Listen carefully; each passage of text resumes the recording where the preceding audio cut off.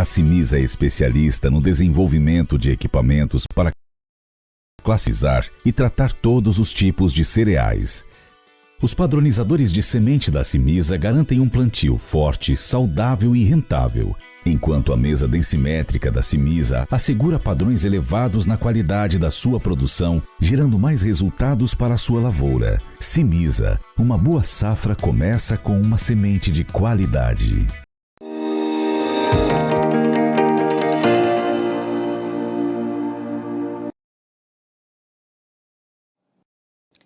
E depois de um dia de intensa volatilidade, do sobe e desce do mercado natural desse momento do ano, típico desse momento do ano, os preços da soja encerraram a quarta-feira no vermelho na Bolsa de Chicago. Os preços perderam aí pouco mais forte nas posições mais próximas e terminaram o dia próximos da estabilidade nos vencimentos mais distantes já para o segundo semestre. Para a gente entender esse movimento e principalmente como isso chega para a realidade do produtor brasileiro, a gente convidou o Cristiano Palavra, o diretor da Pátria Agronegócios, para estar conosco no fechamento do mercado nessa quarta-feira. Cristiano, boa tarde, seja bem-vindo, um prazer receber você. Que dia para o mercado da soja? Era verde, era vermelho, só para quem tem coração forte, né? Boa tarde, Carla, é um prazer sempre falar com vocês e com a audiência do Notícias Agrícolas. Realmente, um dia marcado aí por bastante volatilidade. Volatilidade essa bem característica de um mercado que não está operando dentro dos fundamentos, né, Carla? E que está operando mais voltado realmente para questões mais técnicas, mais grafistas. A especulação segue ditando o tom aí das cotações em Chicago nesse momento. Então, essas variações muito rápidas num curto espaço de tempo, pouco tem a ver com mudanças significativas nos fundamentos, pelo menos é o que se vê nesse momento, né, Carla? Cristiano, isso tende a continuar, o peso dessa análise mais técnica, mais financeira, ela tende a continuar ou aos poucos o mercado tende de fato a voltar aos seus fundamentos?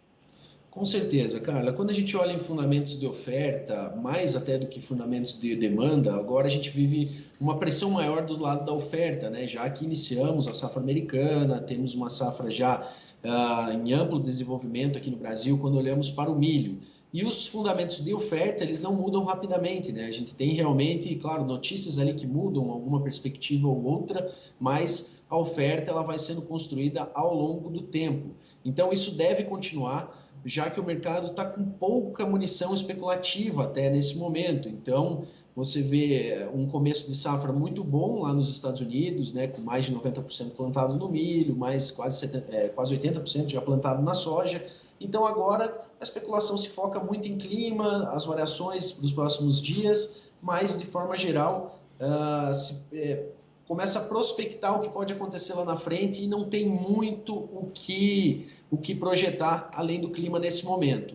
Hoje, até falando um pouco mais sobre as variações de hoje, primeiro se começou especialmente ontem, né, com rumores mais incisivos sobre cancelamentos de compras, né, por parte da China. Hoje o que se fala já é algo até um pouco contrário disso, que a China estaria aproveitando esses movimentos de queda que se observaram nessas últimas semanas para até realizar novas compras de safra velha de milho lá nos Estados Unidos. Então, essas notícias da demanda indo e vindo da China também colocam aí algum apetite para o especulador para que essas movimentações ocorram. Mas ressalto aqui novamente, poucas são as mudanças significativas nos fundamentos do mercado, mesmo com essas quedas que observamos nesses últimos dias, né? Você trouxe essa questão da China, Cristiano, e desde a semana passada e mais fortemente essa semana, as notícias sobre a interferência do governo chinês no mercado de commodities também dominou aí parte do noticiário financeiro. Isso ajudou e tem ajudado a pressionar de fato não só a soja, mas as commodities de uma forma geral? Com certeza, com certeza. A gente sabe que informações vindas da China, até pela característica do governo deles, sempre são um pouco dúbias, né? Um pouco difícil de ter uma verificação bem firme, né? Então, assim, essas movimentações já começaram lá atrás com commodities minerais, né? Da diminuição de crédito para esse tipo de aquisição de commodities minerais. E agora chega aos grãos também, e com essa notícia de hoje, né? De que bancos aí estariam proibidos de oferecer produtos vinculados a commodities, né? Então isso tudo altera, sem dúvida, as perspectivas do mercado, principalmente quando a gente olha para curto prazo. Mas isso dificilmente altera os fundamentos. A produção é conhecida, né, apesar das perdas que podem ocorrer, a gente sabe aonde está sendo produzido, a gente sabe até onde a produção pode chegar. É claro que as quebras ainda são indefinidas, mas a gente sabe com mais força os fundamentos do lado da oferta. E enquanto a demanda, a gente sabe que os produtos soja e milho são necessários e continuarão sendo.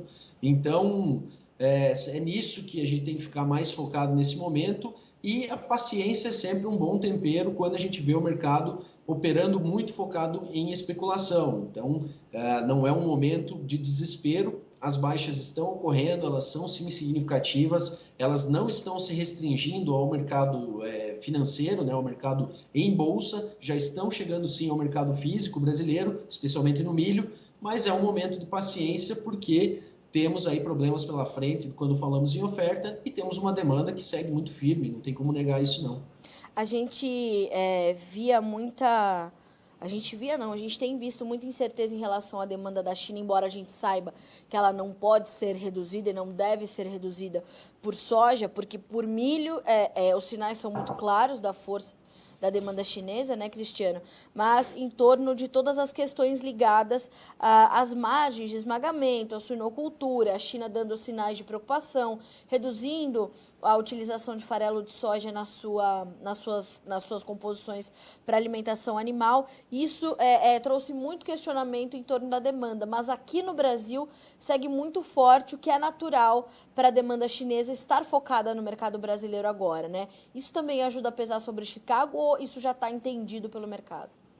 Não, isso ajuda a pesar sim. E quando a gente olha para a demanda dos chineses aqui em solo brasileiro, especialmente pela nossa soja, a gente vê um primeiro semestre ainda de uma demanda muito firme, muito forte, com embarques já chegando aí a 33 milhões de toneladas no primeiro quadrimestre, né? Maio deve chegar aí a superar 15 milhões de toneladas embarcadas novamente, mas quando a gente projeta um pouco mais à frente, a gente vê que os compromissos de exportação que vinham crescendo agressivamente tiveram uma certa retração em alguns momentos nas últimas semanas. Porém, os chineses voltaram, especialmente na semana passada, a fazer novas grandes aquisições aqui no Brasil. Então, toda essa movimentação dos chineses, ela é natural, a demanda não é constante, né? Ela tem seus vai e vens. É importante ficar focado no resultado final, especialmente nas perspectivas de estoques, né? Que mostram que esses estoques, quando a gente olha também para os números internacionais, são estoques que continuarão apertados, continuarão em níveis baixos comparado ao dos últimos anos, mesmo que as safras sejam normais, a safra, especialmente dos Estados Unidos, seja normal. Então, quando a gente olha nessa perspectiva mais de longo prazo, a gente vê que o mercado ainda tem uma solidez muito forte, apesar dos altos e baixos que vem ocorrendo.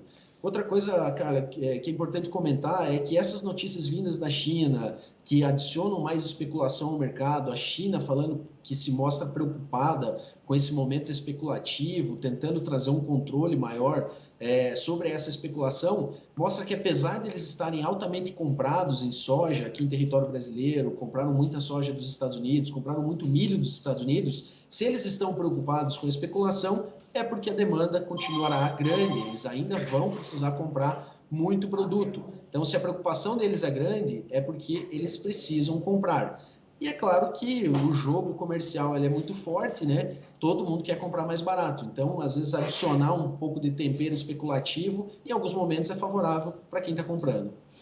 Não, com certeza. E a especulação e a volatilidade, elas são até saudáveis para o andamento dos preços, né, Cristiano? Desde que a gente saiba, né, como navegar nisso, tem uma estratégia bem elaborada e que possa aproveitar esses momentos para surfar em algumas dessas especulações, é sim muito bem-vindo. O que não dá é para realmente apavorar com quedas de preços abruptas, né? E pensar sempre no médio prazo, pensar no seu negócio como um todo e desfocar do acerto no olho da mosca, né? Que é bem complicado, mas focar numa estratégia saudável para o negócio, vender em bons momentos, fazer suas boas médias e trabalhar com segurança e usando as ferramentas que o mercado especulativo também nos dá para trazer proteção, né? Cristiano, quando você fala dessa solidez do mercado, isso quer dizer que o mercado vai ter que voltar a patamares mais elevados para refletir melhor esse cenário apertado de oferta e demanda, ou o mercado vai se ajustar num outro intervalo de preços para ir aos poucos se equilibrando e se equalizando diante desse cenário que é conhecido de pouca oferta e demanda crescendo? Olha, cara, eu realmente acredito que o mercado está buscando uma realização nesse momento,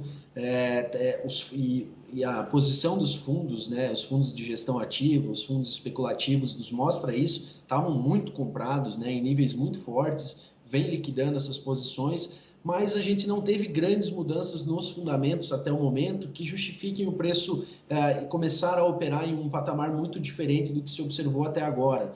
Então, eu acredito sim que essas quedas são passageiras e que daqui a pouco tempo o mercado pode voltar a reagir, especialmente se ainda for ajudado por notícias um pouco mais agravantes no caso da oferta.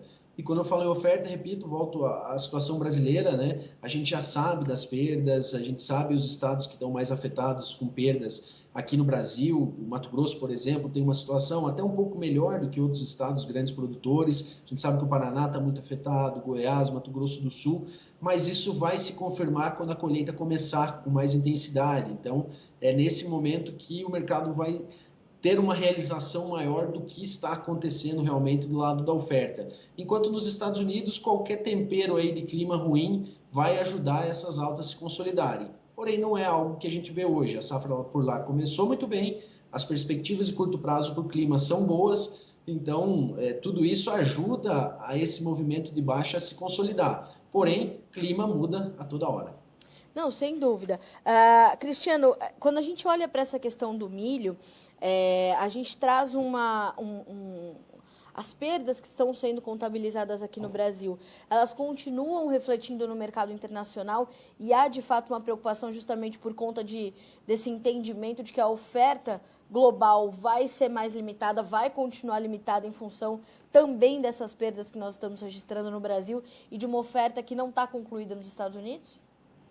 Sim, sim, o Brasil é, sem dúvida, um grande player, né, no mercado de milho. É claro que tem uma produção menos de 1/3 do que os Estados Unidos produz, mas os Estados Unidos, por consumirem muito do próprio milho que produzem, exportam um pouco mais aí de 80% do que a gente exporta. Então, olhando para o mercado internacional, o Brasil é um player muito importante.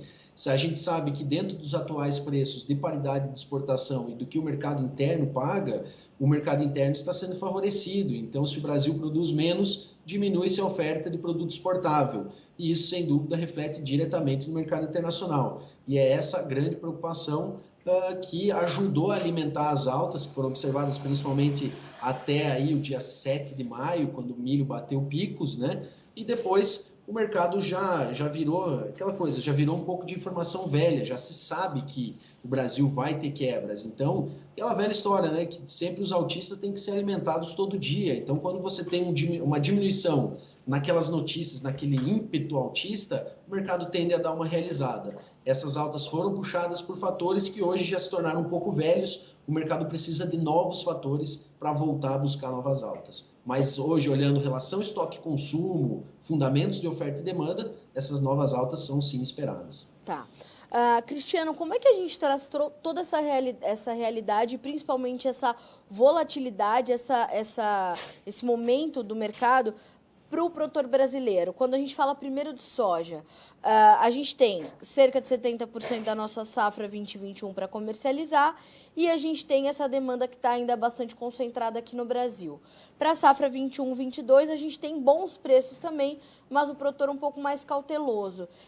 O produtor ainda tem oportunidades interessantes pela frente, esse produtor que está segurando esse seu produto agora, justamente apostando nessa volatilidade e especulando um pouco mais, principalmente com o clima nos Estados Unidos? Sim, sim. Normalmente, olhando o mercado internacional, a gente busca picos mais no meio da safra americana, né? O mercado climático começa a se aquecer quando a gente se aproxima mais das fases reprodutivas da produção lá, que são os momentos em que o clima afeta mais a produção. Olhando aqui para o Brasil, o histórico nos mostra que o segundo semestre é um período do ano mais interessante para a comercialização, especialmente depois de agosto.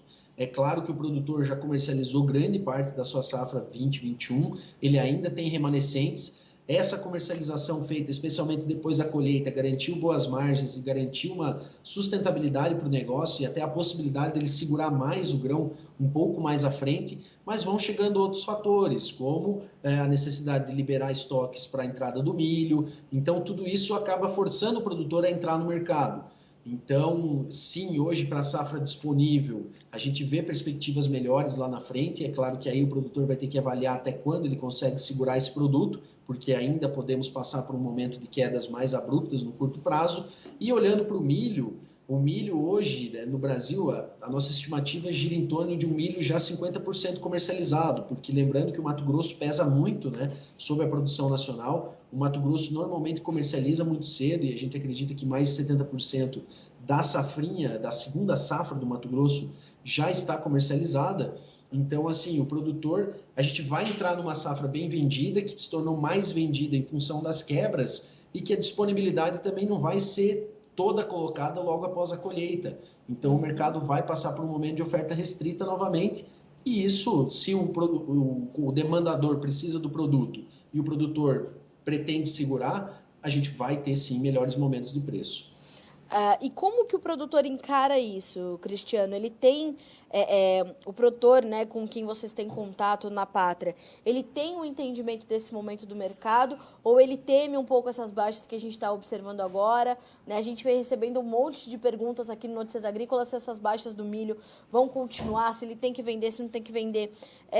Embora a gente saiba que cada produtor tem uma realidade, mas o produtor tem um entendimento desse atual cenário que está se desenhando aí para o mercado de milho depois de contabilizadas efetivamente as perdas da safrinha, ou ele ainda está um pouco mais reticente e tende a tomar medidas talvez aí um pouco mais né, nesse imediatismo? Não, realmente essas baixas, pela intensidade que elas tiveram, especialmente no milho, sim, elas trazem uma preocupação muito grande ao produtor, né? A gente, isso é natural do mercado, quedas são preocupantes, mas é claro que aí entra a parte da consultoria e do entendimento do mercado, de ajudá-lo a entender em que momento a gente está passando, por qual momento a gente está passando e conseguir olhar um pouco essa questão do médio e longo prazo e ver que realmente a gente não tem fundamentos se perdendo. Não é que entrou uma nova produção e que o produto está mais disponível, não é que existe um risco para a demanda iminente. Sim, é um momento que o mercado precisava até de realizações. A gente veio subindo, são meses que o mercado vem subindo. Então, realmente, chega uma hora que existe uma certa exaustão no mercado. Falta apetite para autistas, falta munição para que esses autistas continuem levando preço. E muitas vezes, principalmente quando a gente olha para o milho, o preço chega num patamar que o setor consumidor começa a abrir o bico, né? Fica realmente difícil de conseguir originar o produto dentro daquele preço, porque as margens ficam muito afetadas. Então, o mercado passa por uma certa realização, a gente vê os preços se acomodando, vê o preço do produto final lá das carnes podendo passar por um ajuste também, para que esse reajuste e aí o mercado volte a operar diante dos fundamentos que, como eu falei desde o início, não mudaram. Isso se aplica para a soja também, Cristiano? Ou como a gente ainda vai ter a possibilidade de ter uma grande safra aqui no Brasil, né? Grande em relação à safra anterior, mas talvez não o suficiente para recompor ali os estoques globais de forma adequada, né? Mas o produtor também coloca isso na sua conta na hora de fazer ou não fazer os seus negócios para a safra 21-22? Olha, na soja, e principalmente se valendo de fundamentos de longo prazo, a gente teve o relatório do USDA algumas semanas atrás e que trouxe notícias positivas para o longo prazo. Eles consideraram uma safra cheia nos Estados Unidos, perto de 120 milhões de toneladas. Uma safra cheia aqui no Brasil de 144 milhões de toneladas, Sim. O que seria aí quase 10 a mais do que a gente produziu esse ano. Então, para produzir 10 a mais, a gente tem que lembrar que tem que ter uma produtividade muito, muito boa, ou pelo menos 2, 3 milhões de hectares a mais, né, de produção, que não é fácil de se ganhar 2 milhões de hectares, 3 milhões de hectares em apenas um ano.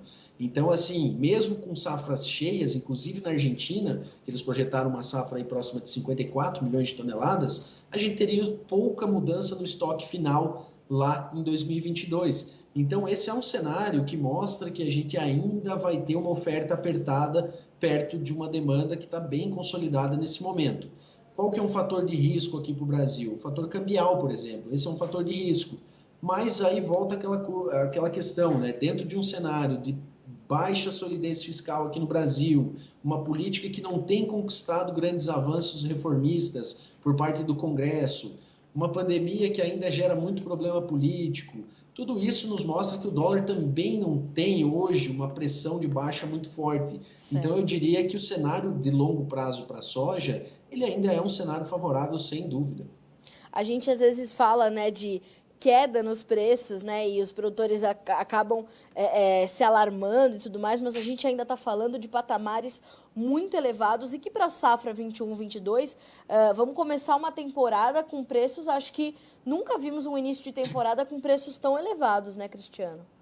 Com certeza, Carla, com certeza. Mas a preocupação é porque o preço do produto ele direciona diretamente a rentabilidade, né? A gente Sim. olha, por mais que o preço do fertilizante continue aumentando, por exemplo, um insumo importante, continue aumentando, o efeito do aumento do fertilizante, por exemplo, ele é muito mais diluído na rentabilidade do produtor do que o efeito do grão lá no final. O efeito do grão, se cair, eu perco margem, não tem jeito. A margem continua boa comparada com outros anos, com certeza, mas eu quero buscar a melhor margem possível, né? Então, quedas de preço são sempre preocupantes.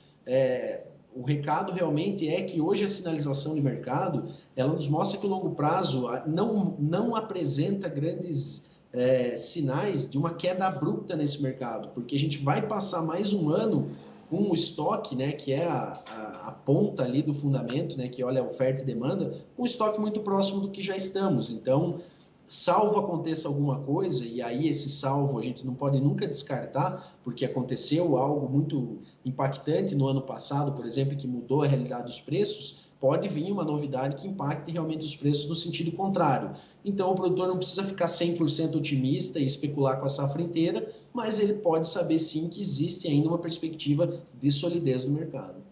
Bom, acho que dessa forma a gente arredonda bem o nosso comentário para mostrar que, de fato, apesar dessas correções que já eram esperadas, né, Cristiano? Porque tivemos ali máximas em 9 anos para a soja, para o milho, os preços do farelo subiram, do óleo nem se fala. É natural que o mercado passe por essas correções, mas ainda assim o produtor brasileiro tem um panorama à sua frente que é realmente bastante positivo, né?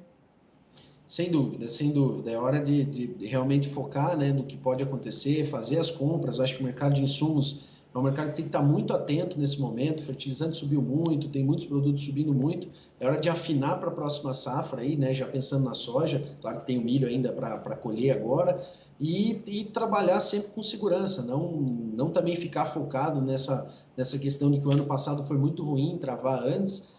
A segurança é algo sólido para o negócio dele. Então, é trabalhar sempre fazendo boas médias, aproveitando alguns picos que o mercado dá. E é claro que não dá para acertar todos os picos, mas acertar alguns deles e trabalhar com segurança para o próximo ano, porque tudo indica que a rentabilidade vai ser melhor do que observamos no ano passado, porque, como você bem lembrou, o ano passado nós começamos com uma safra aí, vamos dizer, em preços de 70, 80, agora a gente está começando uma safra com preços entre 140 e 150. É muito melhor, sem dúvida. Com certeza. Cristiano, te agradeço muito pela companhia nessa quarta-feira conosco aqui no Notícias Agrícolas. Sempre bom ter vocês da Pátria conosco para trazer principalmente a realidade detalhada para o produtor brasileiro, que no final das contas o que importa é isso, né? Como é que o produtor está se saindo. É importante lembrar que a Pátria faz um trabalho extenso de garantir que a comercialização do produtor brasileiro esteja segura, seja, né, estruturada, com gestão de risco, que ele possa estar ali salvo de eventuais baixas do mercado como essas, ou que ele possa participar de novas altas como o mercado também sinaliza. É importante ter essa estrutura nas suas operações de comercialização, né, Cristiano? Com certeza, com certeza. A gente precisa usar as ferramentas que o mercado nos fornece, né? Trabalhar com tendências, trabalhar com os fundamentos é fundamental, mas se proteger de movimentações intensas que o mercado sempre tem é também fundamental. Ainda talvez seja uma coisa que o produtor brasileiro ainda usa muito pouco e que tem muito a crescer. Então, a gente está realmente trazendo cada vez mais isso aos nossos clientes, né? Ao produtor, ao comprador, para que ele possa também trabalhar com proteções e navegar melhor nesse mercado que especula muito também, e isso tem que ser levado em consideração. Com certeza. Cristiano, obrigada mais uma vez. Um abraço para você, para todo o time da Pátria. E a gente se fala numa próxima, com certeza estaremos juntos mais vezes. Obrigada. Valeu, Carla. Eu que agradeço o convite. Até a próxima. Até a próxima. Cristiano Palavra, diretor da Pátria Agronegócios. É aquilo que o Cristiano explicou detalhadamente e, como sempre, de forma brilhante. Estamos ali focados realmente numa análise mais técnica, grafista, mais financeira e menos para os fundamentos. Claro, a questão climática nos Estados Unidos pesa, as condições são favoráveis, porém os fundamentos não se alteraram de uma hora para outra, né?